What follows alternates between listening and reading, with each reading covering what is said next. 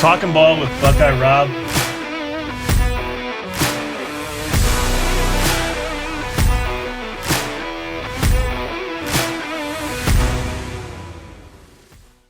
Good afternoon, everybody, and welcome to another episode of Talkin Ball with Buckeye Rob. I am your host, Rob Ashby. Welcome in episode 4. The week 3 football season here in Southern California has come to an end. It was a good end of the week here. If you want to get in contact with the show, you can get us on Twitter or Instagram at Talkin Ball WBR, or you can shoot us an email at talkinballwbr@gmail.com. So if any of you coaches out there listening to the show, watching the show, if you want to be on the show, please get in contact me, hit me up on Twitter, hit me up on an email, and we'll get you on the show. We'd love to have you on the show. On today's show, we have in the coach's corner, we got Coach Chris Varner from West Ranch High School. We'll have some of his players here today in the huddle, and then we'll get the end of the show with the roundtable with Mark the Shark is back. Mark the Shark. There he is. And Jim Reggio is back. We'll end up the show with the roundtable. We'll go over the scores for week 3 and we'll look at the week 4 matchups. So today in the coach's corner, we have Coach Chris Varner. Welcome to the show, Coach. Thank you very much for having me. Thank you for being here. Let's get started. I want to talk about West Ranch football. 4-0 to start the season. You start off with St. Francis. That's a daunting task because we all know how good St. Francis is as a program. How did your kids go into that game? When I first took over at West Ranch, it was easy to find opponents, but since we've progressed over the years, it's been a little more difficult. And Dean Harrington got a hold of me and said, "Do you want to play?" And I said, "Yeah, I think it'd be a great challenge week 1, and win or lose, we're going to learn from this." And so the obviously their aura around St. Francis, the success that Dean's built there, it was a good test. I know we prepared very hard for it, and the boys were up for the challenge, and we just came out and did what we had to do. We're really pleased, obviously, with the results. They do have weapons all over the field. Yeah, and it wasn't a real. Was it a challenge for you guys? I mean, it ended up 61-41. I mean, did I read right? Did you guys have 6 one-play touchdowns? I don't think it was 6. We had a few. I don't think it was 6. I mean, we opened up the game with returned the ball back to the 5-10, something like that, and we scored on one play, and then we had a. That's a nice way to start the season. It was, and then we had a pick 6 almost immediately. So right off the go, it looks like it's a night for you guys. And we felt pretty good, but then they came roaring back, and then we went into halftime with a little bit of a lead, but then they grabbed that and they took the lead, and then my boys just responded, and we knocked off 3 straight, and just kind of that's away. What my question was: is how did they respond? What did it do for your team? Your mentality of your team, the confidence level of your team going into a season where, I mean, you guys know you're going to be good. You guys are pretty senior laden. I mean, guys that are returning.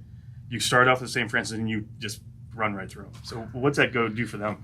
Well, I mean, nobody gave us a chance. I heard a lot of people. It was one of those, I hope we play well. Hold on. Stop right there. Right here, I'm the one guy that took West Ranch. Mark? Who did you take that game? I don't remember. Jim, who'd you take that game? I'm honest. I picked St. Francis. I had someone in my family who just graduated from St. Francis 2 years ago, so I've been kind of somewhat of a St. Francis fan. I'm the one guy that actually seen you guys because we scrimmaged you guys. Right. In fairness, that was week 1. A lot of questions need to be answered in week 1. But right? Sorry, go ahead with that. It's. It was a home game. It was great. They really, St. Francis almost, kind of had a look after the game, like, how did this happen sort of thing. And I've been on the opposite end of that. So I know that feeling. Yeah.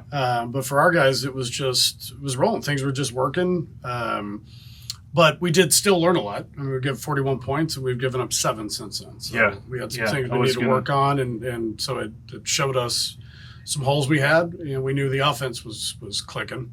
So in that game, did St. Francis, did they expose anything on your team to make you think you have to work on something? Oh, yeah. Our pass rush. Their O-line was incredible, and we were feeling really confident with our D-line, hoping we didn't have to blitz too much so we could cover, and we couldn't. We just could not get to them, so we redesigned a lot of our pressure packages, and so we had to change a few things. And it looks like you guys corrected that, because what you guys got, I think did you have 14? You had 8 sacks against St. Paul's, didn't you? Something like that. I think you guys got 14 on the first 4 games. So something, was corrected in that. Well, like I said, the St. Francis O-line, hats off to them. They were one of the best O-lines I've seen in quite some time. What do you think is your strength of your team? Experience. I mean, these were my COVID kids. We those 5 COVID games in the impromptu spring season, we had 18 sophomores starting, so we just got waxed. And now all those sophomores are seniors now. They're all seniors. Yeah. Yeah, I was looking at your roster. You guys, I mean, you got 4 really good senior wideouts. Mm-hmm. They look like I guess they probably played the junior year, started all their year. Yeah, except for Will Slidell. He's the only one that we brought over from defense. He was and then defense. Of course, you got Ryan, a quarterback, returning and that is a huge plus to come into a season from a quarterback that started the junior year.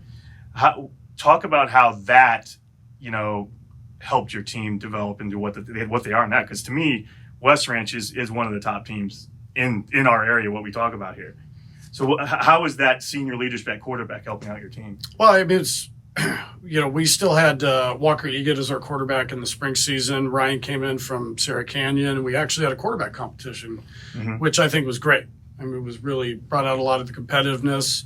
And then Ryan was able to solidify the job. Actually, after we scrimmaged you guys in Burbank, we gave him the nod, and we just haven't looked back. And he's really, really worked hard taking that leadership role. He grew up with these kids. Yeah. And, Ryan was my ball boy. Was he first really? year when his brother played for me. So him and my sons, who were both seniors, that's very cool. Boys, that it just comes up. Yeah. And that's very cool. So, your line of scrimmage, has that been the key to your success thus far this season? I mean, offensively and defensively. I mean, this is the biggest line that I've had certainly since I've been at West Ranch, but possibly even when I was at Canyon. In terms of athleticism too, we had bigger kids, but the scheme's different now. We didn't zone and stretch back then.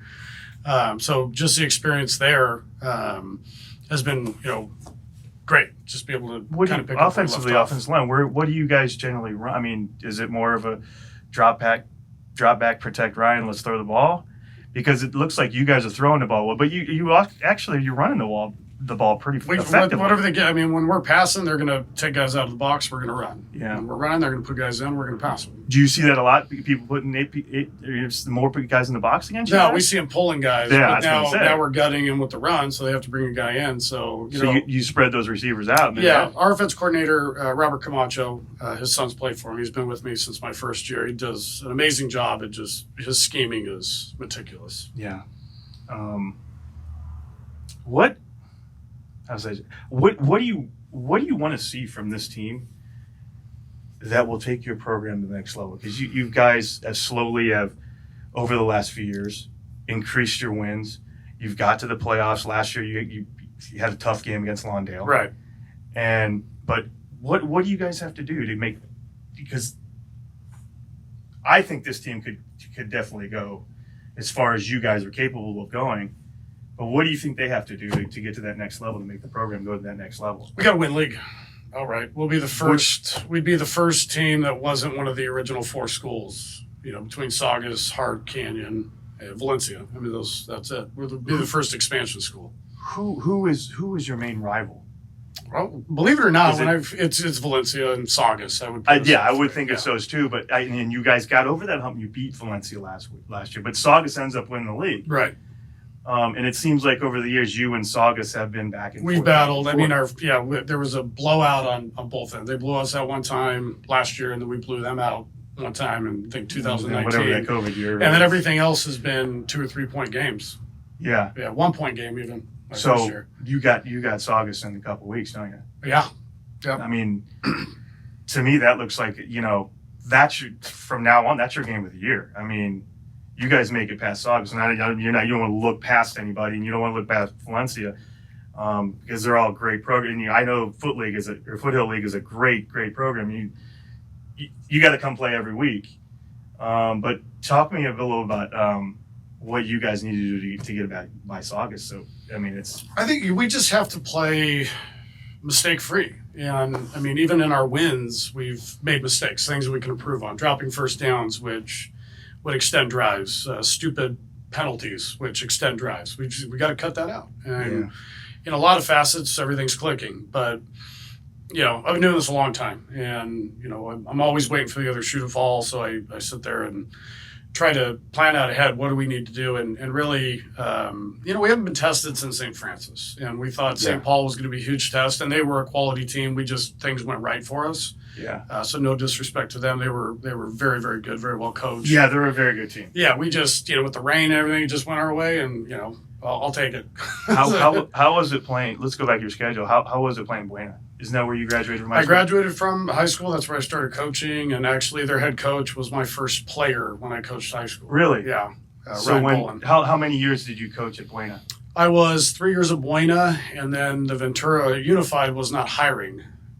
So that's how I ended up in the Heart District. Yeah. I never even really heard of Camden High School, but that's where I ended up first. You're like me. You started out in the coaching the youth kids. Mm-hmm. Yeah. Started with Ventura Packers. It's a lot of fun to do that. Work your way up. So Saugus, you got it home, right? Valencia, you're away. Valencia, we're away. But that's your isn't that your? That's our flip-flops. I know it's just like us in Burbank. Yeah. I know. You know what? You know, Antelope Valley has it's a schedule filler.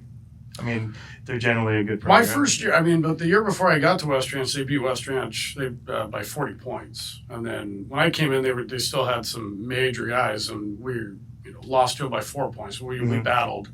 And then we didn't play them for a while, and I wanted to pick it back up because, they do a really good job out there. And they're young. They're just a young team right now.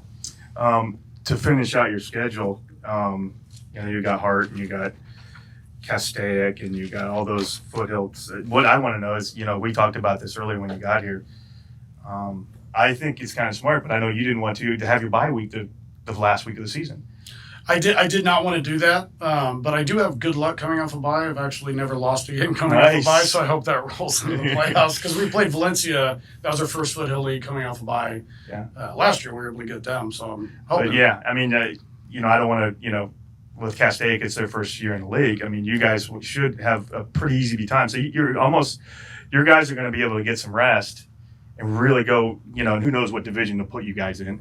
That's another story how they set the division. Let's talk. You don't like that? I do not like it. No, I do not like it. And I'll tell you exactly why. I think my first time in the playoffs we were Division 8. We moved up to 5 or 6, and then back down to 8 or 7, whatever they had us in. We're a young program. This is we need the momentum. Like we, stick us in. Or even Saugus. Saugus had an amazing team last year. They put them in Division 3. They get beat right away. It's just not. Just can't compete, easily with a lot of these schools. Yeah, and it's funny how they determine that. Yeah, look at the Division 5 playoffs was the same as the Division 2 playoff in 2018 between Valencia and Oaks. All they did was both drop down and make it to the finals. Well, that meant, what team in Division 5 got kind of screwed that had a good year that could have made a run. And then you have these, perennial powerhouse programs drop down to lower levels. Yeah, we talked about this, and I know there's positives and negatives of, how they do the divisions this, now. What is the second year they started doing Second year. I like knowing what division you are when you go into the season. It sounds like that's kind of what you like too. Like I said, we're a young program. The school's only been around 14 years. They'd only been to the playoffs one time before I got there. We've been to the playoffs several times, done well. But we're building, and it would be nice to get a championship in there. Yes, establish it. Exactly. I'm 100% with you. That the playoff thing, it's we talked about that in the first episode. It feels like it benefits really low level teams. No, it don't. And the top level teams, right? Because it doesn't make sense. Like for example, it gives a team like Olu, who would never have a chance to win Division 1, they get dropped down. They win it, yeah. Well, they get Long Beach Poly. They go Division 4 and Francis. Long Beach Poly gets dropped down to Division 4? Right. Yeah, last year. It makes no sense. So like Yeah. anybody, Yeah, like would- programs like these guys. Yeah. I mean, you're either going to be a top seed in one, or you're a bottom seed, which is going to We don't play. need to get any Exactly. In that case- Long Beach Poly. Orange Lou, they were going to play Bosco, Yes. or they're going to play St. Francis, and let's win the whole thing in Division Two. I mean, I'm convinced it's just like a influential donor type of Yeah. people got to CIF and said, hey, let's give these high level teams a chance to win. Because you mentioned you started out at Canyon, coaching in the Foothill League. Right. I think that was under Harry Welch. What did you learn from Harry to go into your coaching career? Oh gosh, there's so much. Yeah. I mean, there really is. He's an ornery old man, but he's a mentor. He's like a godfather to me. Yeah. Just the preparation, just the mental toughness. Never taking anything lightly. Just the specifics of stuff. Didn't anybody tell you you're not supposed to follow the legendary coach? You're supposed to follow the guy that. Yeah, the guy after the guy. Yeah. Yeah. No, I was 29 and full of testosterone and arrogance and said I can do it. But I had honestly, it wasn't that. I was a JV head coach for years prior to that. My brother-in-law was going to be a senior. I knew all the Nice. kids. I coached every single one of them. So it was kind of who else was going to do it. That was always when I got into coaching at 20. I said by the time I'm 30, I'm going to be a head coach, and everyone laughed at me. Because back then, all the coaches stayed for 20, 30 years in the spot. Yeah. And so I honestly didn't think, well, what if another spot doesn't open? Like, I better take this. Yeah. And I regretted it for years. For a few years. You even got out of coaching for a few Oh, yeah. years. No, I mean, and I did. But it was the best thing. It's one of those life never works out the way you think it will, but it works out for the best. Like, How was that? You were a football analyst for I did. Yeah, I did. How was that? It was good. I did a couple Fox Sports games. Then I did our local TV for a while. So I was still had my finger in it, but Yeah. it allowed me to coach my sons. Oh, cool. Yeah, and that's- you're in the game. I mean, Yeah. even if you're sitting there talking about it, you're still in the game. I would love to do that. That'd be awesome. But so you're coaching your kids, you said? Yeah, I started coaching their little youth flag, and what's funny is I met my defense coordinator now because our sons played flag together. Oh, and so it there you all go. kind of works out, right? It works it out, yeah. Let's talk about your team. Let's talk about your wideouts. Okay. You got 4 senior wideouts, and it seems like Ryan's really spreading the ball around to them. Is there a go-to guy? Whatever they give us. I mean, I have confidence in all 4 of my wideouts. Even our 5th and 6th guy go in, we have confidence in them. So, pick your poison. Take someone away, we got someone else. Let's get you got Maverick Diaz. He's got 6 touchdowns. You got Chaz Hilst. He's got 8 TDs. William, you said William Seidel came out. Was he on the defensive side? Yeah, he was a defensive back for us. He came over. He's got 3 TDs. I think. Is it Isaac Harris? Ellis. Ellis. Yeah. He's got a touchdown. You guys are spreading the ball really well. How is the running game? The running game's solid. I mean, we with the rain and everything, we had to run a little bit more than I think we want, but we weren't scared to pass. But once we had the lead, we worked it. No, the running game's solid, and I think it's getting better each week. The problem is, when you blow teams out and things like that, you pull, so They don't get full games. Right. So we're trying, we still got some things to work on in terms of mesh and key, but it's getting better each week. Let's talk about the guys up front. Let's get their names out there. Your center, I noticed when we scrimmaged up there with you guys at your school, it seems like he's got a control of. Yeah, the line. Our first error snap since he's been center was on Friday. Oh, he did. He had one. It was the rain. Was it a turnover? No, we were able to, thankfully. But that was the first time I've seen him mess up a snap in 3 years in a game. And Does it all the time in practice. He's one of your senior. He's one of your senior leaders. Yes. I'm sure you guys have captains. I don't do captains per se. The leaders I find just kind of come to the top, and then I let it kind of organically form that way rather than assign it. What about your bookends? You got your tackles. You got Sean Scott at 1. We got Sean Scott at 1, who's here, and he's 6'7". So that's nice. I walked up to him. I don't know if he remembers that at when we scrimmaged him. I go, "How big are you?" 6'7". I'm like, "Jeez." And then who's the other D tackle? Or the defensive end goes, "Oh, he's just a freshman." I'm like, "Are you kidding me?" Yeah. I remember always going up there to scrimmage with you guys, and that was always good way to start the year off. Yeah, we like scrimmaging, guys. We it's a good competition. You guys, I think we battle you guys pretty good. I mean, you guys are a bigger program now than us, but yeah, we love coming up. Well, I like Ranch your staff. It's it's nice. Yeah. So, what about let's talk about Ryan again. 17 touchdowns, no interceptions. And I think I read that you guys only have one fumble. We've got two. You got two? Did you have one? Two. We had one. I know we had one at AV and one at Buena. Because you're not going to lose very many games if you have that. I mean, you got no turnovers basically in 4 games, and he's throwing touchdowns like 5 a game. Although he almost threw his first one on Friday. Yeah. On Friday. Got a little. Yeah. I just say almost. Almost. No, it was in his hand, and I'm like, oh, there goes. Oh, the kid dropped it. So I'm like, cool. Then we score the next play. Handle, right? Feel up to that DB to handle. But can you see the difference in him from last year? Oh, 100%. So the leadership. Absolutely. And I analyzed his stats from last year to this year, and just the 4 games. I mean, he seems like he's just a much more efficient quarterback. He's, like I said, we had a quarterback competition going on, so we had split reps through the entire spring and summer. Mm-hmm. But now he's had a full year knowing he's the guy, knowing that he's committed to Colorado. So he's just gone out there and taken that leadership role, trusted the offense. I mean, people don't realize when you go from, he was in an offense at Sarah Canyon for 2 years. And you come over with us, and it's just different. It takes a little while he's going to make those mistakes. And the problem is he's too smart of a kid, so all the time he outthinks himself. Yeah, there's a learning thing. He's right. Got to get used to different, the language of the offense. Yeah, and just, see what we're doing. And, we've had these kids have played together now for several years. They practice on their own. They're friends.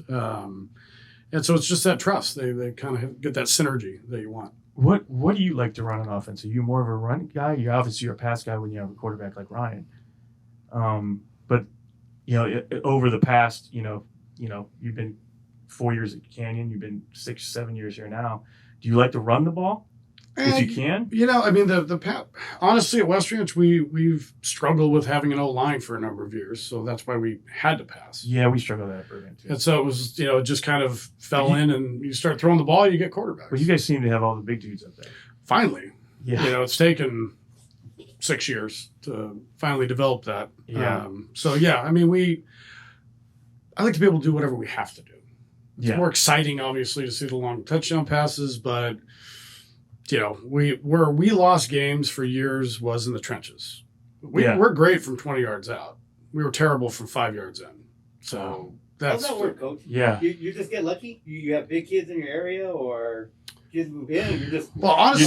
You know what? You look all over Foothill League. There's just big dudes. That's what I mean. So not as big as that dude, but there's just big dudes. You get a cycle, you get some big kids. Well, I was very fortunate with this group of seniors, particularly my son's friends with them, so they all stayed. I mean, traditionally, we would have lost. Yeah, they get votes, we would have lost them. They would have gone to Notre Dame, Sarah Canyon, those sort of things. So it was just they were a good group of friends that we actually only lost one. We lost one from that group. The rest have all stayed.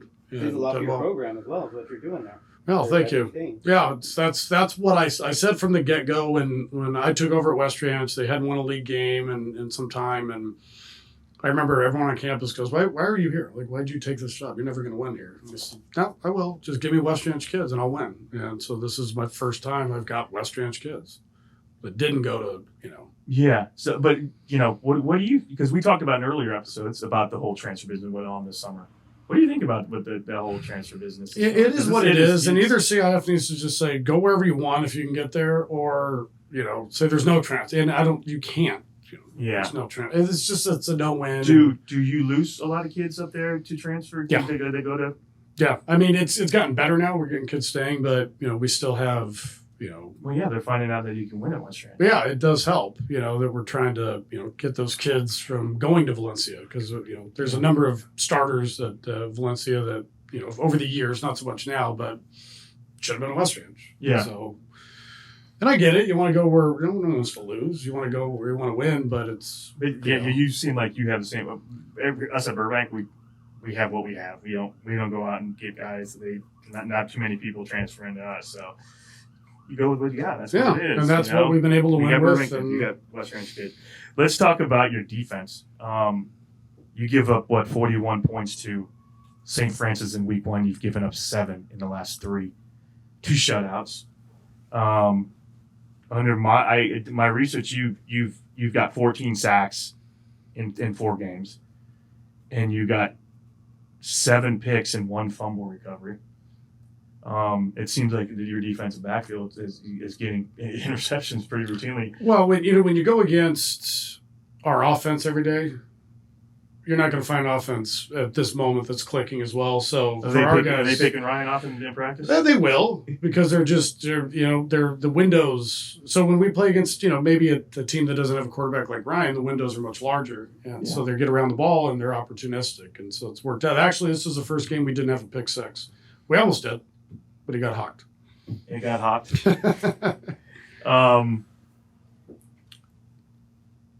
48 points in 4 games.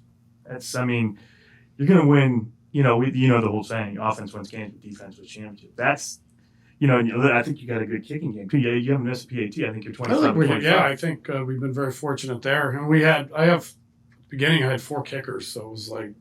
And through 4 games, have you guys even punted? 3 times, I think. 3 times you've punted. Yeah, actually with our punt team. I think this St. Paul was the first time we actually had the punt team go out there. Okay, so that's what. Okay, yeah. So this past Friday, yeah. It's just your defense is that you think? I mean, obviously you're scoring points off. Your defense has got to be the reason why you're winning ball games. We're doing a lot of good things. The big thing we saw last year, like defense coordinator Jeff Lujan does a great job, was we were having a hard time getting teams off the field in those 3rd down situations. 3rd and long, 3rd and short. We just couldn't get them off the field so they could eat up a clock. This year we're getting them off the field, and that was our goal. We got to get teams off the field to get. You win those 3rd downs. You win those 3rd downs. You win ball games. And then with the turnovers, we did not have very many last year, so to come out and have as many as we've had, it just adds fuel. And then you just see the wind, the sails taken out from the other team when we get it, because they know here comes the offense again. Yeah, and especially an offense like you guys have. That's quite productive. I think you guys have scored 201 points so far in the season, I think, and in 4 games, that's quite. What is that? Almost 50 points a game. So I'll take it. Okay, let's after we let's look at the schedule. What you guys got left? Obviously it's all Foothill League. You guys got Canyon next. Is it at home? Yeah, it's our homecoming. Oh, it is. Oh, nice. But we don't have a home stadium, so it's actually at CLC. So go figure that one. It's at CLC. Yeah. So it's Canyon, Saugus, Hart, Valencia, Golden Valley, Castaic. Then you got your bye week. How's Hart this year? People, you can never write Hart off. People are they're terrible. One thing I'll say about the Harringtons, they get better as the season goes on. We played them week 10 last year and battled. And we only beat them by 10 points or whatever it was. We were down by 10. It was 10-0 at half. So, but Hart, there's too much rich tradition. That's the thing with your league. You guys, someone outsider will look and it's West Ranch, it's Saugus, it's Valencia. Golden Valley and Hart if they show up, they can beat you. Absolutely. And if you're not ready to play, they'll beat you. Everyone's that's the thing about our league is I really have a lot of respect for the coaches. I mean, they do a heck of a job at every one of the schools. I mean, much more so than you see when we play out of our league. Well, hey, Mark Shark, you got anything for Coach Varner today? I think that was the main thing. That's what makes me most curious is the transfer thing. I mean, I know it's got to be a big issue. Head coaches all over the place. What makes them stay? What makes them leave? Yeah. What does CIF do about it? Like how are some kids are easily cleared. Some kids got to sit out for doing the right. It's like you're almost penalized for doing the right thing. It's Right. like, Yeah, by being honest By and being being honest. forthright, you gotta sit out. Period. right. Yeah. But say modern day in Bosco, the guy shows up one week, next week he's playing. It's like, Yeah. how do we handle this? It's definitely with the transfers. Obviously, a private school has the advantage in that. I mean, we're bound by boundaries. They're not, and they're doing what I would do, and so I don't blame them for doing it. I just, would like the parents to, and really, I don't ever blame a kid for transferring. I look and I would say, I would like the parents to invest in their home schools. Yeah. Because that's what it was growing up. Yeah. Yeah. When you didn't see kids. No. You wouldn't. You grew up when you were 5. It was Yeah, like, I want wanna to play high for school. this. This is I what wanna I want to play. do. And the kids, they're not making this decisions without parents, right? I mean, No, the parents right? want it just as much as the Yeah, kids. or if not more. Yeah, because it's, they gotta brag about it. My kid goes to modern day or whatever the case is. Yeah. I think the kids would want to play with the kids they grew up with as well. Yeah, Right? when you take a 13-year-old kid, 14-year-old kid, and you get a perennial private school program, come tell them how great they are, once you come here, like, I can't blame a kid for getting starry eyed. We'll pick you up, we'll pick you Yeah, up, whatever we'll it take you. takes. Yeah. So you can't, the kids are gonna do it, and then I hear that from parents like, oh well, they want to go, and I'm like, well, you gotta be a parent sometimes. Yeah, Tell them yeah. no, like you're the one that signed off on this, so don't put it all on your kid. Right. Yeah, If little Johnny wants to go jump off a bridge, you're not going yeah, you're like, well, Yeah. that's what we're gonna do. Well, Good luck whatever. flying. Whatever the transfer, you are doing an exceptional job at West Ranch. I feel that you. Congratulations! You just got past your 60th win at West Ranch. Did you know that? Maybe You're with, 62 now. well, that would be with Canyon as well. Yeah, I was like, You're at. I was like, unless I'm in some Actually, time just went by slot. your 40th Oh, did I? at West Ranch. Okay. Yeah, so It's you're- fun. People tell me that, but that's not what I've ever been about. So I really don't. Yeah, you're 41 and 23 at West Ranch. 13 and 7 in the Florida League.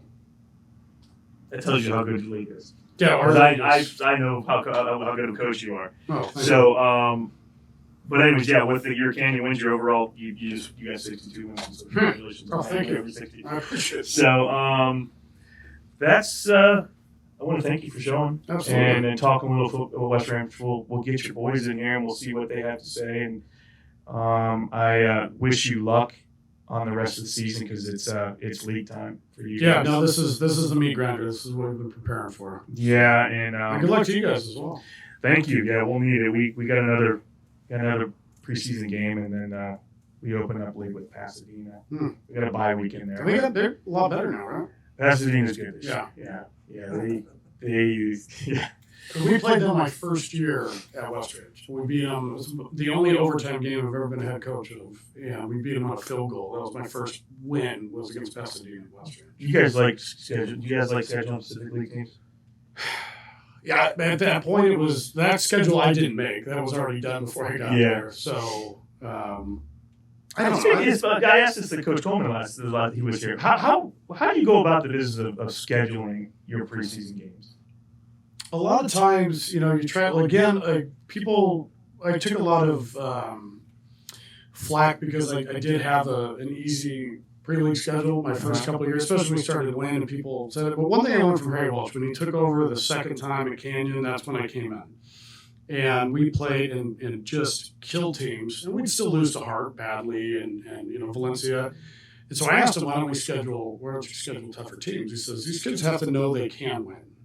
And then I'll get them to win. But if we go out and, you lose to Notre Dame, you still lost. The kids don't get that you lost to Notre Dame. Yeah. Now we lost. And so you got to get that confidence. You got to get them to believe they can win.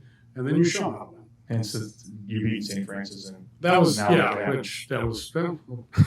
yeah. So, well, thank you for joining us Thanks for today. having me. And so we'll be back with the huddle, but first let's look at this week's highlights.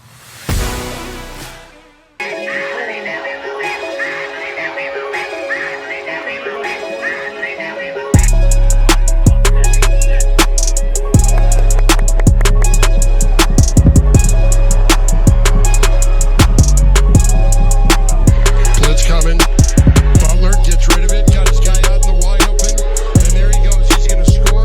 That is number 19, Zach Williams.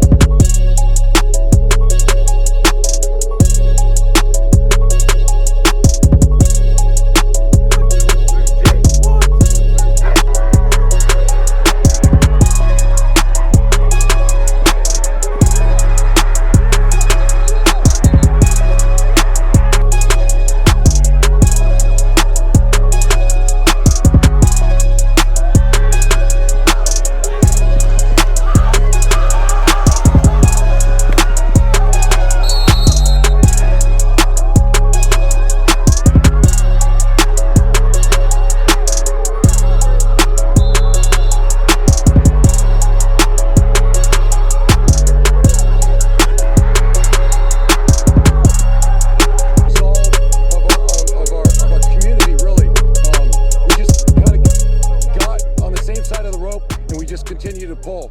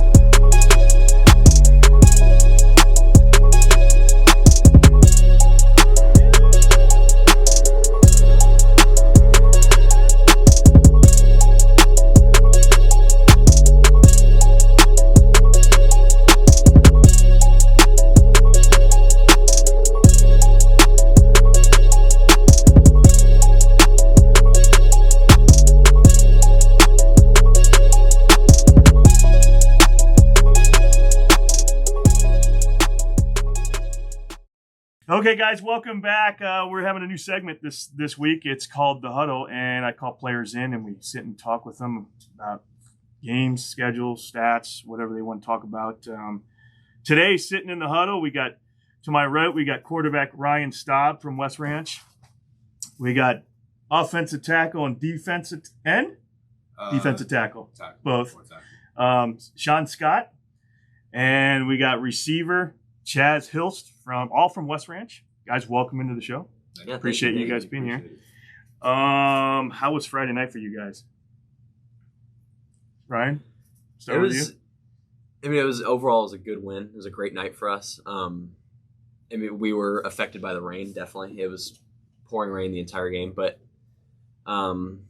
it didn't really change much to do with our scheme, especially offensively. I think it helped our defense that much more. I think we have a really strong run defense and especially a strong pass defense. And so the rain, the weather just definitely helped our defense to thrive that much more.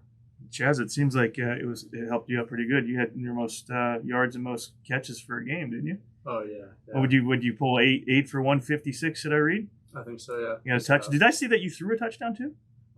Yeah, I threw a touchdown in the first game at St. Francis. Did you really? Okay, Yeah. so you got receivers. Did I see Maverick threw a touchdown too? Yeah, he threw a touchdown to me. We got receivers, coach. You can. That was Yeah. right. That was right before half too, and he was Yeah. triple covered. I didn't. When he threw it, I thought, "Oh, it's just." It was an And he comes down with it. It was just perfect. That's Cooper perfect Cup pass up right for there, a 8 receiver. for 146. Yeah, that's a great thing. You did. It's a You great did night. drop a couple though too. No, Leave that part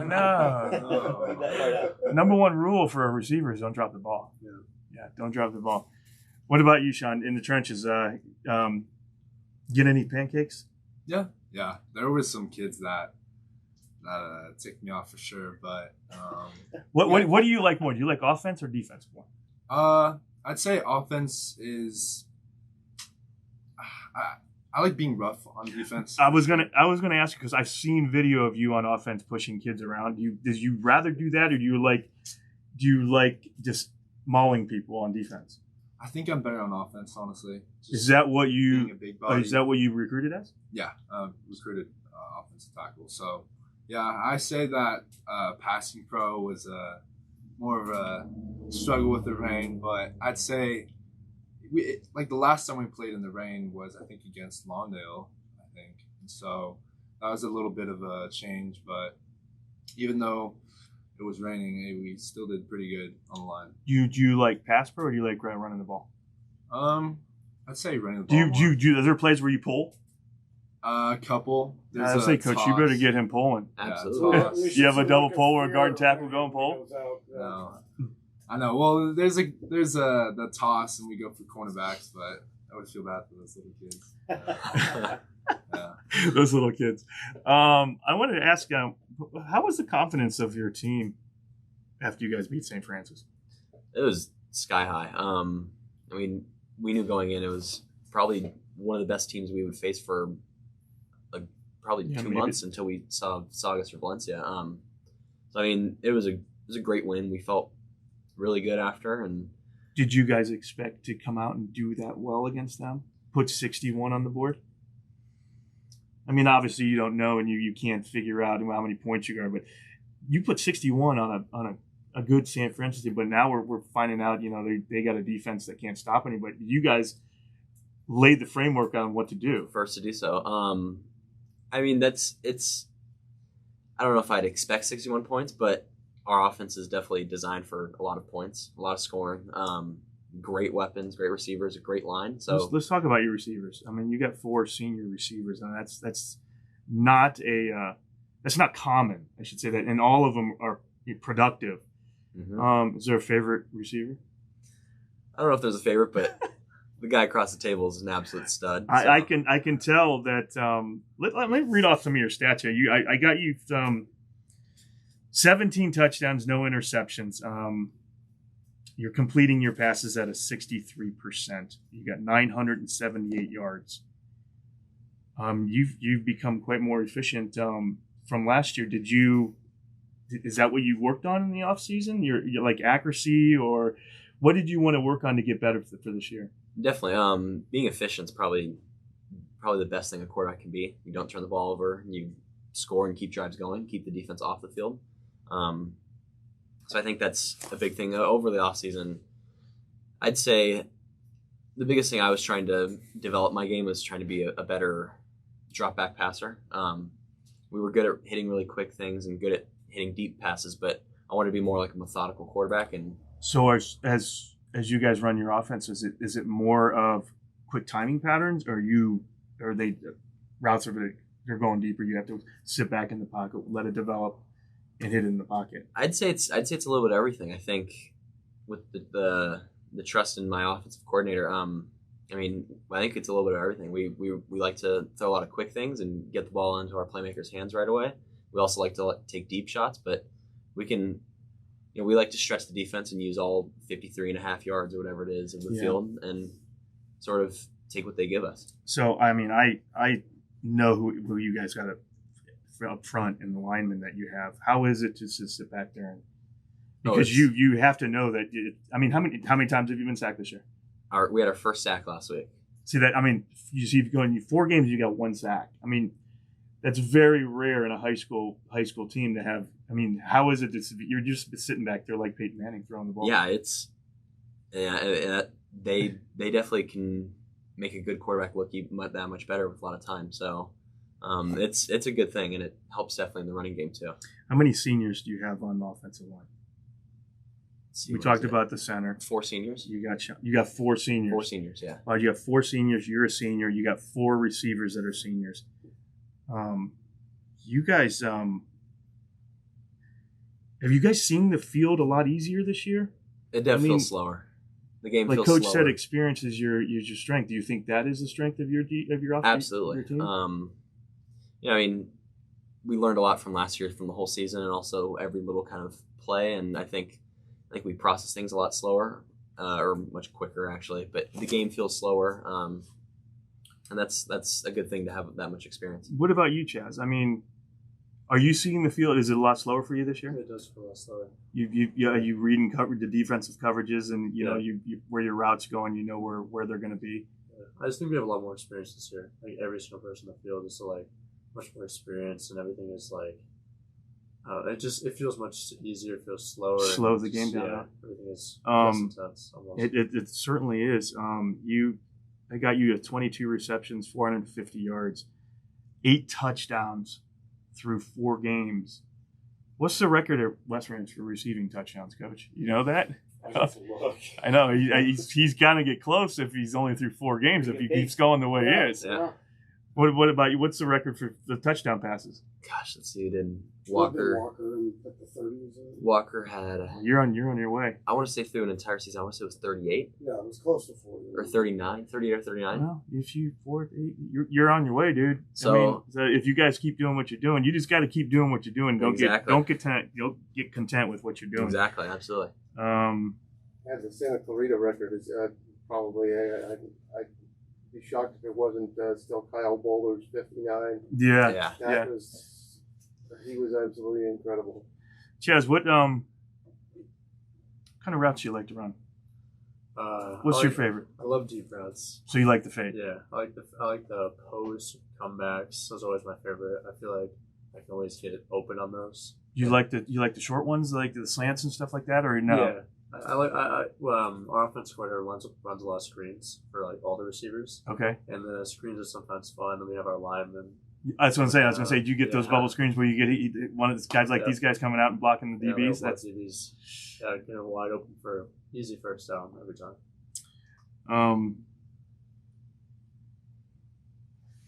Committed to Colorado.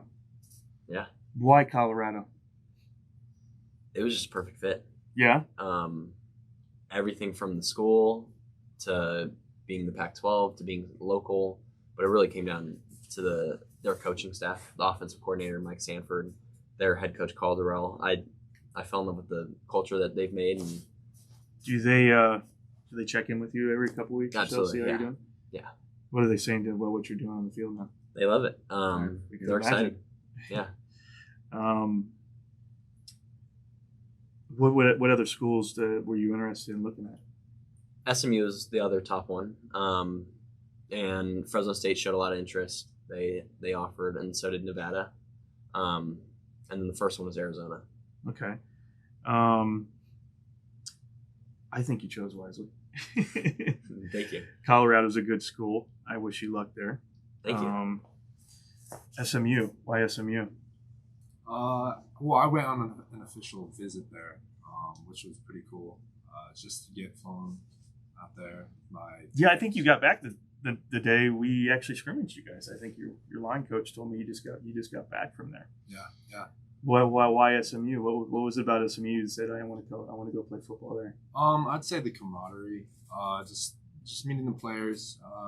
I was there for about 2 days, and I just got every night I got to be with. Well, every part of the day I was with the coaches, and so I got to really see how they were, just around the players. I went to their indoor facility that's super nice, and just got to see how they practice and how efficient they are. And I could see myself there. Just like Garen Justice is just like a really like he took an hour and a half just out of the whole day to just go over like how I should like use my hand placement and shoot like where to put my feet and just really was just like just Teaching you great stuff coach. and learn. You can move up from there. Yeah. So Chaz, what about you? Do you want to play football in college? I would love to play football in college. That's my goal right now. I'm pursuing trying to get my name out there, get my name advertised out there. You keep doing what you're doing, man. You keep doing what you're doing because they will find you. They will find you. Yeah, I'm curious, guys. Ryan, you're committed to SMU? yes. So I'm just curious, what does anything change? Your mindset change now that you're committed? Like once you said, "Hey, Yeah. I'm doing it. I'm committing." What does something change in you? Mindset? Like you feel looser? You feel freer? What? Coming into the 100%. season. I think the biggest thing was confidence. It's like, so I think everyone deals with a little bit of self-doubt and you kind of overthink some things. But well, if a Power 5 school believes in me, then maybe I am good. Maybe so. I think it's a good confidence thing for sure. Coach, are you preparing these guys that college ball's hard? Yeah, well, I gotta get them ready for high school ball. I know.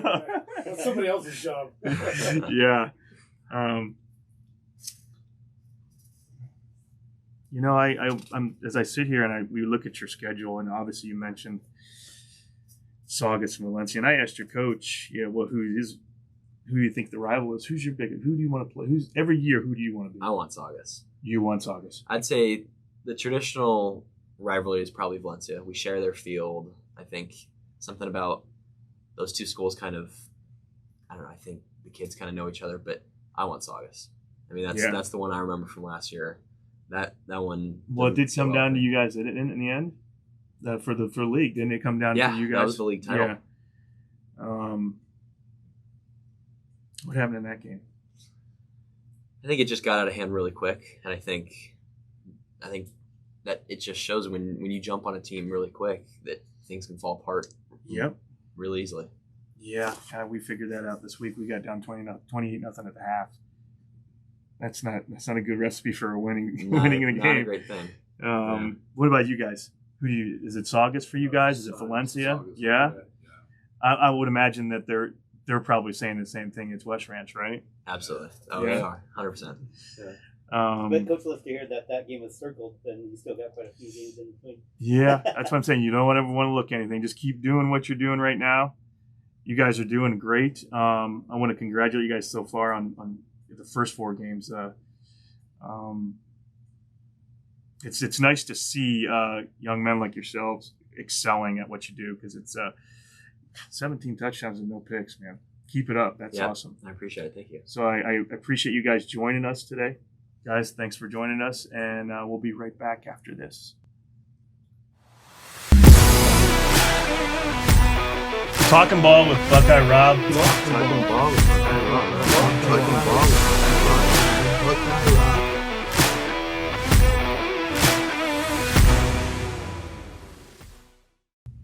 Okay, guys, welcome back to the Roundtable now. We got Jim Reggio from myburbank.com.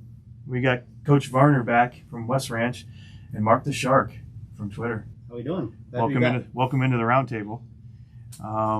Week 3 is in the books. Let's talk about what happened in week 3. We talked with Coach about what happened with St. Paul. They won 35-0. Seemed like an easy. Did you say St. Paul? No. No. No.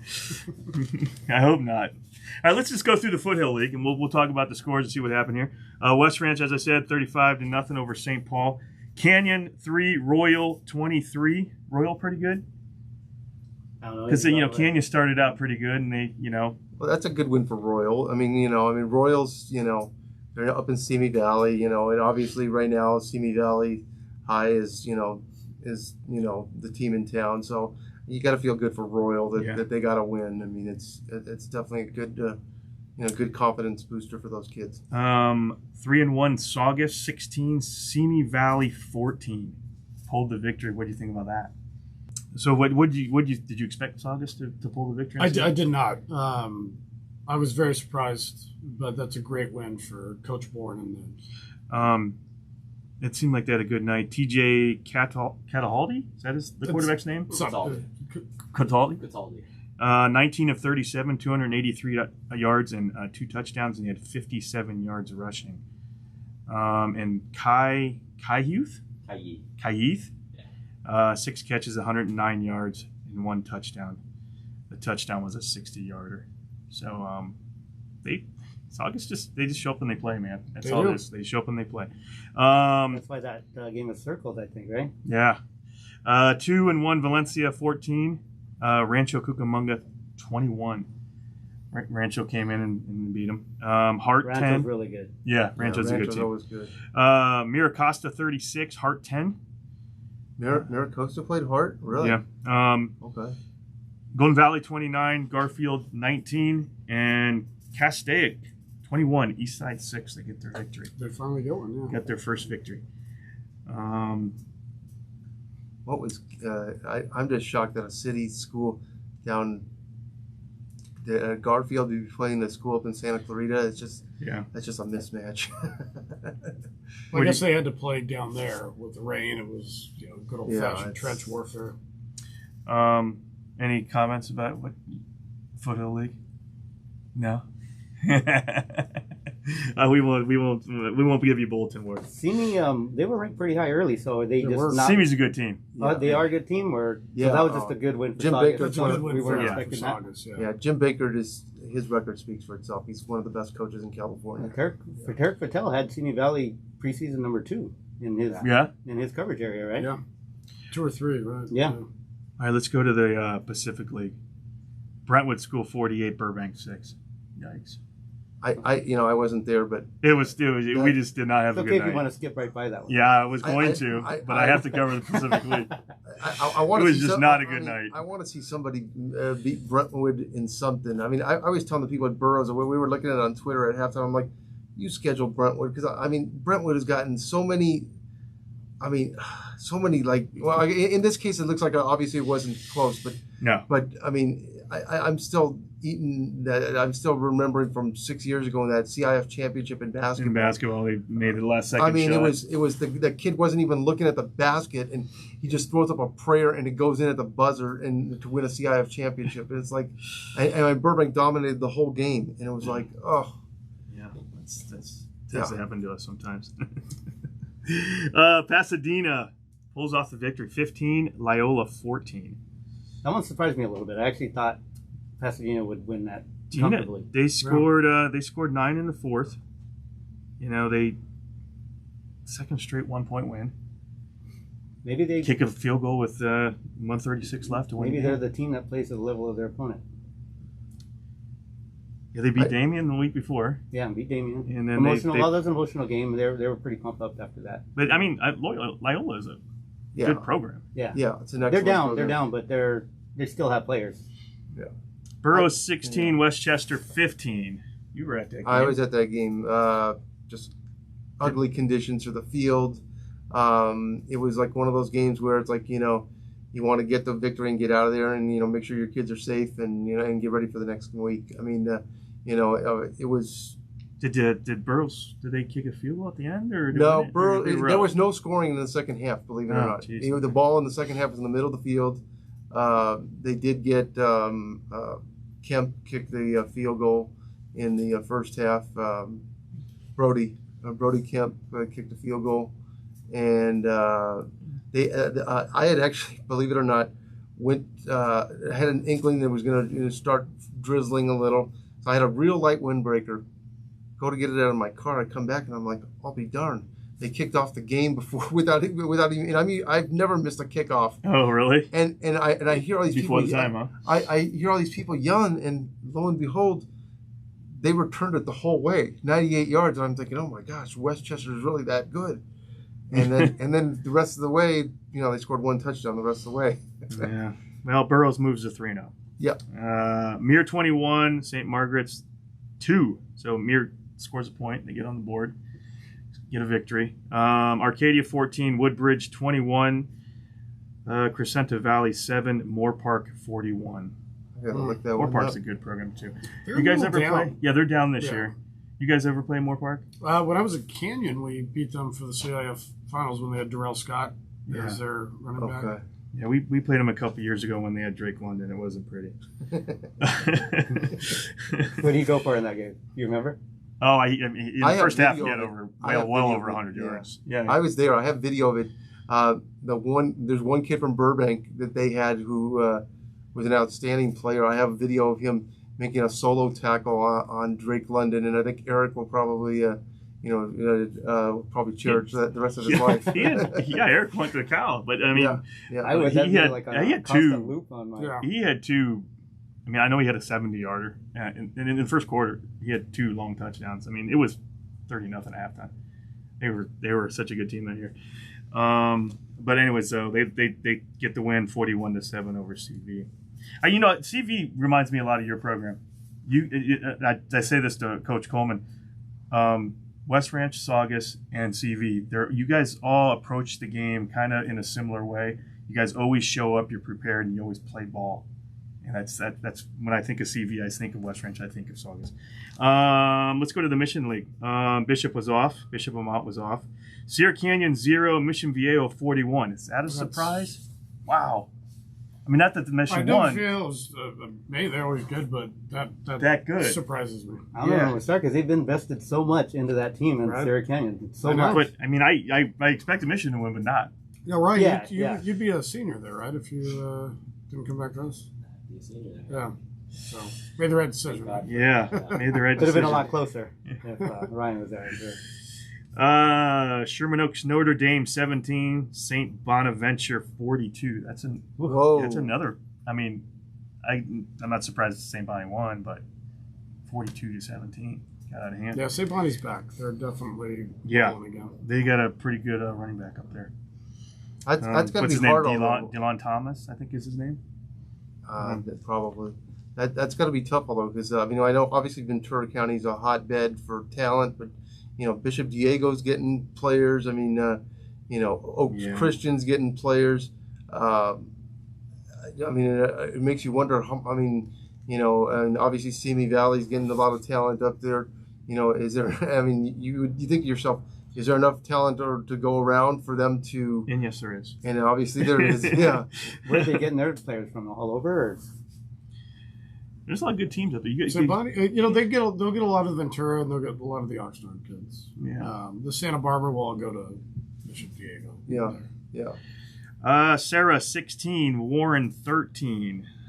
Sarah got on the winning. They lost to Chaminade with Lemus over here. Chaminade 59, Crespi 7. That's expected.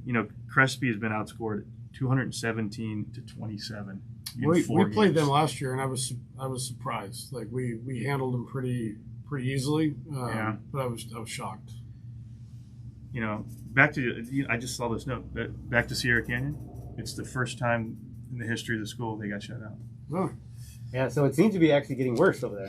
Like, you thought they'd be getting better. It seems to be. Well, like I said, Mission Viejo was really good, but 41-0. Yeah. Rio Hondo League, Monrovia 0, Ayala 41. As expected, unfortunately. Yeah. You that bad though? No, well, I mean, I know Monrovia going up against them. I thought Monrovia might score them, but honestly, like Ayala's on a different level this year. They really They are. are good. I mean, they're like on a collision with like D2. They're looking at. Yeah. If they win out, well, I mean, Charter Oak will. Well, that's I going to be imagine coming in that'll a be couple the weeks, toughest- isn't the it? toughest game, yeah. That's Charter Oak. actually last game of the year. I want to say. Is it? I want to say it's late October. But man, if they don't get beat, they're looking at D2. Yeah. South Pasadena 12, Heritage Christian 0. They pulled the shutout. South Pass is they've outscored their opponents 130-13. So Like they're I told you before, like they're playing some defense They're over like there. sneaky good at things. They're South playing Pass. some defense over there. La Cañada 28, Santa Paula 7, San Marino 7, Fillmore 38. Fillmore put a beat on San Marino. I mean, because Fillmore just lost to Burroughs. Yeah. Fillmore's a nice little program. They're not bad. I mean, they're decent. And yeah. Temple City 40, Mountain View 26. And I didn't see who won Polytechnic against Campbell Hall. Did you hear any of that? I did Hear a score not, but it's a Temple City. Okay, well, Temple City's playing my alma mater, Hoover, which improved to 4-0, shutting out Duarte 44-0. Excellent, yeah. Yeah, so that was. I also like to mention this closer schools: Village Christian 12th, Cantwell Sacred Heart of Mary 15. So Village goes down for Tough one for because Coach Coach Brew, Brew was here. Yeah. St. Francis 22, St. Pius X 47. That's gotta hurt. That's because Pius X is a school that was around in the 90s. They folded for a number of years and they came back a few years ago. They're in the same general vicinity as St. John Bosco, so you'd have to figure that they're probably getting kids that They're in like Downey area. Aren't they? Yeah, they're in Downey. They're in Downey, which is very close to Bellflower, and so you would think that they're going to get some of the kids that probably weren't good enough to play at Bosco. They have been playing some good ball. I mean, they've outscored their opponents 165-38. Yep. Put that on top of St. Francis, who's given up 210 points in 4 games. So hence the 47-22. Yeah, St. Pius is playing really well. Yeah. So let's go out to Mountain West. I mentioned Ayala over Monrovia. Let's mention your Charter Oak 16, Chino Hills 15. Chino Hills is a good ball team. Yeah, they're really good. I mean, it was a good game. They have a lot of athletes. They're really good up front. A lot of talent. I mean, actually, talent was pretty equal. The Charter Oak has a lot of talent. Pretty flag riddled game. Oh my gosh, it was like the referees didn't know that it was pouring rain and people didn't want to be there anymore because we had on top of. I lost count of the penalties. Holding penalty after holding penalty. It tend to happen when the first rain comes into town. And on top of that, we had there was about a 30-minute injury delay. I saw that. We didn't get out of there. I saw after 10 o'clock. that young man's okay now. Right? Yeah, he is. Thank goodness. Yeah. It was a tough play. He was coming in. There was one of our players caught something over the middle. He was coming in to try to catch up with them, and it looked like he just, as he was going to get him, he just slipped. His feet went out under him, and he just went head first into the turf. Slammed his head into the turf, and I think he was out cold for a little while, and the ambulance came, and so thank God he's okay. Yeah, he was released the next morning. They said everything else was negative. So okay, so Richie Munoz, 30-yard touchdown pass to Solomon Davis. Yeah, that wins it. I mean, and I mean, I don't know if you saw the video, but it was like. It wasn't a design play. Like he scrambled left. The pressure came from the left. He had to scramble away from that. Had to break a tackle on his way towards to the right, and he just threw it to the corner of the end zone, and Davis was there.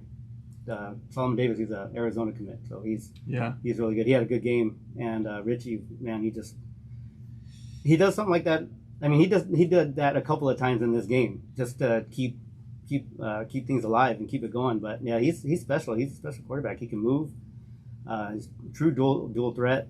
But like I said, Chino actually, because he kind of did whatever he wanted to in Glendora the week before. Yeah. But I mean, Chino Hills was all over him. Like Chino, their front seven was really good. They're the best I've seen so far. But and their secondary can cover. They were playing a lot of coverage. Plus, it was wet, so I mean, there was a lot of drop balls on both sides. Yeah, got a touchdown from Hunter Corbin, 19-yard touchdown run for Chino Hills, and then you got the your kicker Luis Marin nailing a 30-yarder. Yeah, it was because we had dropped a touchdown in the end zone right before that, which led to us having to kick the field goal. But I mean, he made it, nailed it, clutch. Pouring rain. Richie Munoz, 230 yards and a touchdown. He keeps. You're still happy you have him on your quarterback your team, right? Yeah. Absolutely. And he committed last week to Weber State. I saw that. Congratulations to him.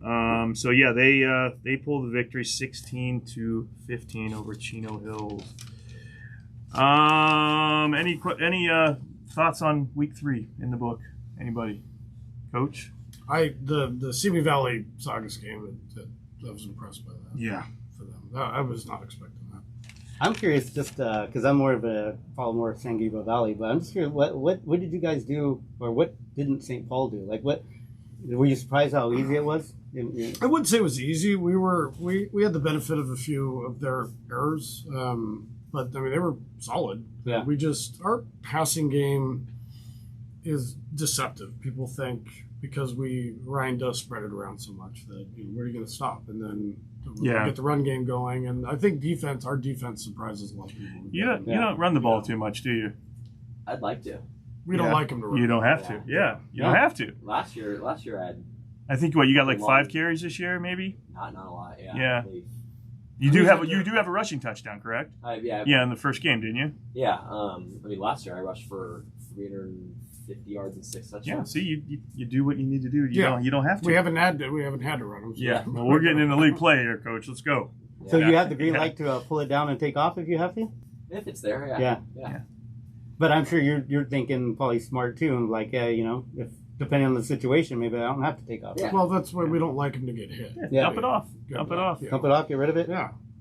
You got 4 receivers like Chaz over there to hit. So, okay, let's move on to the week 4 matchups. 4-0 West Ranch versus 2-2 Canyon. I guess you have to probably stop Ganniston Turner, right? That's probably your. Coach Hilst back out there. He's the new coach, but he's from the Harry Welch era, so he knows what Canyon used to be. So because I think he's averaging 136 yards a carry or game. Right. Rushing. No, they do a good job with him. I think against us, they're going to want to obviously try and keep the ball away from us, and so we're expecting a pretty heavy dose of run game. Yeah. Your defense does a pretty good job of stopping them. We do okay. Yeah, we've been getting better. So it could be a battle there. Is that home or that's a Canyon? Yeah, that's at Canyon. Or I'm sorry, it's at COC. Oh, that's right. You said home that. I'm game sorry. at COC, Yeah, yeah. your homecoming. That's right. Okay, 3-1 Saugus versus 2-2 Valencia. That's got to be a battle. That's gonna be a good one. That's got to be a battle. It's going to be maybe a foot league determinant of who's going to be there in the end. Wouldn't you think, you guys? Yeah. 3-1 Golden Valley versus 1-3 Castaic, and Hart has the bye week. Hart 1-3, which is they've played some good teams. Yeah, but Maricosta. Yeah. Let's move to the Pacific League. Burbank 2-2 Burbank versus 0-3 San Genevieve. 3-1 Pasadena versus 4-0 Colony. I think that's going to be a good one. Yeah, actually, how's Colony been doing? They're 4-0. They're 4-0. Yeah. Like a good 4-0, like a I can't remember strong the teams. 4-0. Yeah, just getting by 4-0. Usually out there, they've been beating teams. They usually play some decent teams out there. Yeah, they've been beating teams now. So 3-0 Burroughs versus 1-3 Wainimi. 1-3 Mir versus 1-3 St. Francis. I gotta go with St. Francis on that one. Yeah, I don't. It's one team has a tough time scoring. The other team has a tough I time agree with you. scoring. I think Honestly, seriously, if St. Francis cannot stop Mir, there's what's there's going problems on the defense, right? Well, that we don't know. Yeah. Coach, you can confirm that St. Francis is playing all 10 players, They- all 11 yeah, players. They They had 11. He made a comment on Twitter about he wondered if St. Francis was playing 11 No, guys. there was one play that they didn't cover Chaz. Was that a touchdown? Yeah. Yeah. That must have been one of those one play touchdowns, right? No, it was. Yeah, we just all right, let's go. Okay, so pre-snap, he was nobody on running on the field. They had 10 guys. Oh my gosh. So we just said, we don't have to let him get there. That's awesome. 1-2 Crescenta Valley versus 2-2 La Cañada. There's a close battle right there between those two teams. They're close in vicinity. Arcadia 0-4. Arcadia's got a bye week. Rio Hondo League 4-0 South Pass versus Alhambra 2-2. Like I said before, South Pass has outscored their opponents 130-13. What do you think? Does South Pass pull the victory? Yeah, I think so. Well, I mean, that's they're close. I'm assuming that's some kind of rivalry, maybe Alhambra and South Pass. They're pretty close. I mean, honestly, but I don't think South Pass has played a real tough schedule though. Yeah, and Alhambra, I mean, they can play. They can play with people. So I mean, I think if anyone's going to give them a tough game early, it'll be them. What about? Maybe matter of fact, I'll pull you up. I'll say Alhambra beats South Pass. Yeah. Yeah. Why okay. not? What about La Cañada CV? That's kind of close. CV's. I don't want to say they're down because I coach at Burbank, but that should be closer than it's been in the past. Let's put it that way. You've got a situation there too that's there was a little section of La Cañada Flintridge for many years. It's called the sagebrush area, and for years the kids that lived in sagebrush went to CV. And now within the last few years, there's been some legal battles and stuff. Now they're saying those kids can go to La Cañada. So it's a little bit. It's going to give La Cañada a few more kids and take some kids away from CV. And they kind of. It's same kids. Yeah, I mean they're both excellent academic schools. I mean La Cañada is one of the top academic public schools in the nation. 2-2 San Marino versus 3-0 San Gabriel. 2-1 Temple City versus Hoover. Yep. 4-0. That's correct. They have not lost. And I'll tell you, I talked to Coach Azad Harvidian pretty frequently, and he's doing an unbelievable job of coming in, first time coach. They realized that they couldn't play in the Pacific League. They just didn't have the kids. They're on the right path. He's just doing a great job of turning that thing around, and at least the enthusiasm on campus and around the community is as strong as I've ever seen it. 0-2 Polytechnic versus Rio Hondo Prep 3-0, and then Monrovia has a bye week after that. They got to sit. Is that always tough to do? Yeah, I bet it is. Get blown out 41-0, and you got a bye week and a sit, and you got to stew on that. I don't know. I've never had a bye week after a huge loss, but I would imagine that it wouldn't be fun. Yeah. Because that's a cool thing. Well, I guess I'll have to ask him. Because they have to He'll be in they here have next to week. think about it for 2 weeks. Coach Chris Williams hopefully will be in here next week with some of those guys. Cool. So we'll ask him if that if he's been stewing all week. Let's move on to the Mission League. Coach Lemus isn't here today from Chaminade, but they pulled a victory last week, 59-7. But they got Loyola this week. Loyola's 1-2, and Chaminade's 4-0. 1-1 Alemany versus 3-1 Mission Viejo. Do you think Alemany can hang with Mission Viejo? No. Yeah. No. Might be a similar score to. Yeah. It might be worse. Yeah. 1-3 Sierra Canyon versus 2-2 Westlake. 2-1 Bishop Amont versus 0-3 Lusinger. And 2-2 Sherman Oaks Notre Dame versus 3-1 Orange Lutheran. Oh, that should be a good one. You think Olu? Notre Dame's been playing well, but I mean they've lost a couple here. Yeah. I mean, Olu isn't as good as I think we thought they might be. They'll probably be back in Division 2 again. Yeah, they'll win the division. Yeah, they'll go 4-6. Maybe even Division 3. They'll go 4-6, and they'll go win. Division. So, and the last is 2-2 Sarah versus 2-1 Oaks Christian. Ooh, that's a good one. That should be a good one. Yeah. And then of course don't forget the battle of the presidential libraries. Simi Valley and Yorba Linda. 3-1 Simi Valley is at home against 4-0 Yorba Linda. Of course, it's Nixon Library against the Reagan Library, and should be a good one. That should be one of the better games on the in the LA area. Let's take Angeles League. We already talked about St. Francis. St. Paul, 2-2 St. Paul versus 3-1 Downey, and 3-1 Cathedral versus 2-2 LaSalle. Cathedrals, they're showing up. I mean, they're. And so is LaSalle. I mean, I think their record's off, but they're playing with people. I mean, I think they're a surprise team this year. Yeah, I think so too. Let's head out to Mountain West where Charter Oak is. 3-0 Charter Oak versus 2-1 South Hills. Charter Oak lay the boom. Yeah. Prediction. I mean, South Hills got beat pretty good last week. Yeah, Northview. Yeah, rolled them, destroyed them. But Northview is really good. So I mean, I would. Why not? Yeah, Charter's gonna blow them out. 4-0 Ayala versus Chino Hills. 3-1 Chino Hills. That'll be that. I'm really interested to see. Yeah, it's a common opponent, so that's probably one of the better ones of the week. I mean, I would think Ayala would come out on top. You guys watch? I just should ask you guys when you were a kid. Do you guys watch a lot of film? Do you guys see other teams, or do you guys watch your game film a lot? Absolutely, yeah. Is that one of the things you guys do? Does Coach have you guys you watch game film? You got to do that. Yeah, totally. I'd say I try and watch not to be bad, but I try and watch during class. How about you focus on your class? Yeah, more there, huh? I'm not supposed to put that on camera. Wait, hold on. He's actually in my class. Now that he's in my class. That's funny. That's why you're putting your shoulder pads on, right? Oh yeah.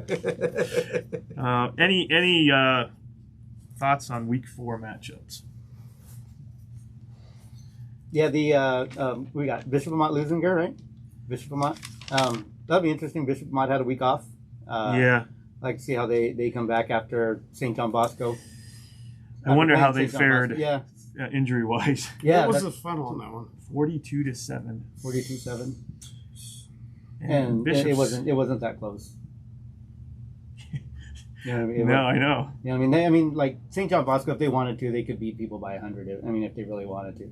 I mean, it's just a whole different. What do you think, Coach, about those? I mean, Bosco and Mater Dei. Eventually, are they going to have to just go to like a national league where they play? IMG Academy or something. Yeah, that's what I mean. It's got to be like 6 or 7 teams that can play national league. But then you're having kids travel. Yeah. 4 days. They're already though, aren't they? Yeah. Aren't they traveling to Texas and they went to Oregon and all these guys are going to Vegas? I mean, they're lucky that like Mott will take that yeah. game. Like who else locally would take that game? Otherwise, everything they would have to do would have to be out of state. Yeah, nobody wants to play him. No, nobody wants to play him here. Modern day same thing, right? It's like God bless La Mirada for stepping up and. I mean, how much classroom time are these kids missing? That's the thing that I don't get is I mean I think at least I love sports, I love football, but you know, and you know, you give 110% out, you know, every game, but when you're taking time away from the classroom and you know, in the bigger picture, and it's like, I mean, these people are looking at, you know, winning a CIF title, you know, and what are you going to do the rest of your life, you know, if you don't have an education, you know, and it's like, you know, and that's what I just don't get is that, you know, I mean, you know, 20 years from now, some of these kids are going to be like, oh yeah, well, I was that dude that, you know, helped Modern Day win the CIF championship. But it's like, if you don't have a decent education, you know, you might just be, you know, some guy on the, you know, there was nothing more than a prep legend. And it's tough because parents and kids they're signing up for this. I mean, they know what the deal is at Bosco and Modern Day. I mean, they know they're going to have to travel, and I'm sure they like it. Do they take tutors with them? I mean, is that what I would imagine they take some because they have to leave. They'd have to do something, right? I don't know. So. I mean, yeah. I mean, I do know from having seen one of my siblings teaches in the Catholic, or is actually a Catholic school principal. You know, some of the schools they let you graduate early, and you know, some of these kids that graduate a semester early. The two schools that I know that make the kids stay all 4 years are St. Francis and Loyola. And I know I've talked to people at St. Francis that have told me they have lost kids. I was looking at the NFL rosters the other day. There's a kid, gosh, the name escapes me, but this kid played 3 years at St. Francis and went down to J. Sarah, and now he's in the NFL, and he barely played at J. Sarah. He's a St. Francis kid all the way. Well, that's J. Sarah. And you know, they let him graduate early, you know, and I'm kind of curious, since we have the players here, you guys, what would you think about playing out of state? Like, if you had to play a couple of games out of state, would you guys like that? I think it'd be awesome. Cool experience, huh? Yeah, absolutely. See, that's what I mean. I don't think the kids love it. Like, they're saying, oh, it's hurting the kids, which, I mean, might do, but, I mean, I think the kids would actually How love fun that. would that be to go to Texas? Heck yeah. Like, I'll go to Texas. I go to really Florida. don't want to be responsible for watching. No, I these know, kids I know. yeah, and it's, I mean, but you know, I think it's good if you do it for 1 week. Yeah. But if you're on the road every single week and missing that much classroom time, then that's when the education part is gets lost. So what am I doing? I don't want to talk. The whole show was created for not talk about Bosco and Mother Day. Oh, that's right. To talk about everybody else. So, anyways, all right. So that's the week 4 matchups. I want to release my power rankings. My first power rankings release, and this is all the teams that we cover. Okay. So Valencia number 10, Newbury Park 9. Wait. Can we do we weigh in on these as we? Yeah, if you want. Okay, Valencia number 10. Go ahead. Okay. Well, actually, no. I better hear the rest of those. Newbury Park number 9. Ayala 8. Mm-hmm. Pasadena 7. Lucerna 6. Charter Oak 5. Okay. Saugus 4. West Ranch 3. Bishop Amat 2. And Chaminade number 1. What do you think of that? I know you released the power rankings. Yeah. So I think Ayala's low. I mean, I think a lot of Ayala. I mean, I think they are really, really good. At 8, I think that's low. It might be. I could bump them up, but then there's Lucerna. I could bump up Lucerna, but it's a battle between you. It's Charter Oak and Ayala. Yeah. But not my top 4 though. No. What do you think of me? Well, What do you think of you guys at 3? We'll have to wait and see. You know what? I mean, I'll feel better in a couple weeks. I'll weigh in on it. I mean, I've been around high school football for about 30 years, and I'll tell you, no disrespect to the San Gabriel Valley, but aside from Bishop Amat, there aren't. I mean, even a bottom half team in the Foothill League would run through the San Gabriel Valley. Like, I mean, it's I mean, you know, West Ranch, Saugus, and Valencia. I mean, you know, maybe like a team like a Glendora, I could see possibly, but outside of that, I mean, there's no other public school in the San Gabriel Valley. That, you know, maybe you got to Chino, okay, you know, maybe Chino Hills, but I mean, you know, I'm not speaking just about 1 year, but just, you know, over the course of the years, they're just it's a higher level playing up in the Foothill League. It's just there's outliers for sure, like you know, like a team like a Charter Oak team, like that's the most talent I've seen them have in a long time. So I mean, I put Newbury Park in I think you're right. I mean, I think that's played out, like what you're saying. I mean, it's proven out that these teams are. Yeah. Now the Ventura County teams, they are at the same level as the Foothill League teams. Yeah, you the Westlakes and the Newbury Parks, the Thousand Oakses. Yeah, I mean those teams, they can play with Santa Clarita teams, but in the San Gabriel Valley, no, it's just. And I think it mainly comes down to the trenches, right? I mean, you guys have bigger kids, right? You have bigger kids. Like Charter Oak patches together offensive lines. I mean, we have one big kid here. Like we had a kid who went to San Diego D1. He's 6'7". That's a big 6'7", 300 pounds. That's the biggest I've ever seen them have there. You know, and so they're gonna put like 30 pounds on you. You're gonna be 6'7", 300 pounds. Yeah, well, they have a 6'7" guy there right now. He's at 320, 330. Yeah. Yeah, see, that's what I think, because he has a frame where he can put on quite a bit of weight. So he'll put him in the weight room. By the time it's all said and done. You guys hit the weights during the week? Yeah. You guys hit? Absolutely. I hit during the weekend, sure too, because that's the day after game. You gotta get all that soreness. Yeah, work it out. Yeah. But anyway, that's why I put Newbury Park in it. We haven't really talked a lot about Newbury Park, but they have played some good ball. No, they're doing well. Their doing new really offensive coordinator is a kid named Austin Savita, who played at Canyon. They got a good freshman quarterback too. They got a freshman quarterback. They're not just like cross country. It's his son's boy, isn't it? Is it Smidgel? Is that his name? Brady Smidgel, I think it's his name. Spiegel? Spiegel? Yeah. He's a really good quarterback. Yeah, he's a freshman. He's thrown 12. I don't know what he did on Friday night, but yeah, another good night. Yeah. He had 12 going in. I think he had 4 going in, or less on Friday night. They got a lot of good stuff going on there. I mean, with that cross country program that they've got, that is far and away the best team that that anyone's ever had. Yeah. I mean, yeah, they are. So on campus, it must be the energy on campus must be pretty nice to have. Well, I'll be anticipating your power rankings coming out. When you didn't send them out every Tuesday or something. I do it on Monday. Yeah. I do it on Monday. But like I said, I only go San Gabriel Valley, so like West Ranch, I wouldn't include them. But yeah, heck yeah, they'd be up there. I mean, what they've done, they definitely deserve to be top 3. And Chaminade. Yeah, that's why. Yeah, it's hard to argue. That's going to come down to Chaminade and Bishop. I can't wait till they play. It's going to be. I think it's week 7. I think they play. I'll get Matt V in here with Lemus and sit down. We'll talk about that. Yeah, that'll be fun. But anyway, so that's it for my power ranks. But I want to give finally my player of the week. And congratulations, Jude. I don't know if you know it. You are my week 0 player of the week. Thank you. I appreciate it. Yeah. You have 6 touchdowns total against St. Francis. Mm-hmm. I gave it to a running back at a Sierra Vista. I don't know if you guys heard about him. Oh yeah. They won 60. They beat 160 to 13 over Bassett. His name is Eric Terrazas. Mm-hmm. Terrazas. Sounds right.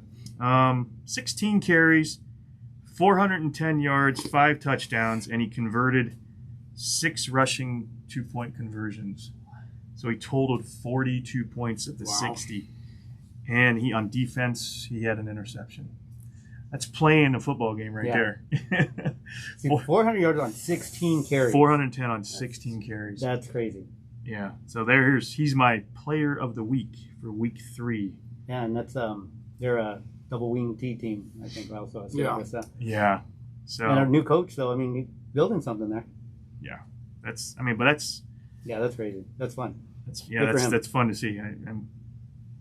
It'd be nice to see that game. I don't know if you can film on that. It's really cool about that because you don't want to see 400 yards on 40 carries. But on 60 carries, I'm sure he busted a few 60, 70 yards. Yeah, it's just light work, right? So that's my week 3 player of the week, and I want to thank you guys for showing up, Chaz, Sean, Ryan, good luck Thank you. this week against Canyon. Coach, same to you. Good luck against Thanks Canyon. for I having us. appreciate you guys to come in and talk a little West Ranch football. Mark, thanks for coming in. Thanks for having me back. And Jim, Absolutely. as always. Thank you. We get a prediction from the West Ranch boys, or Coach not gonna let them do that? No, we have our own predictions. Yeah, we don't we don't need to. Yeah, we'll keep that rank and file. Yeah.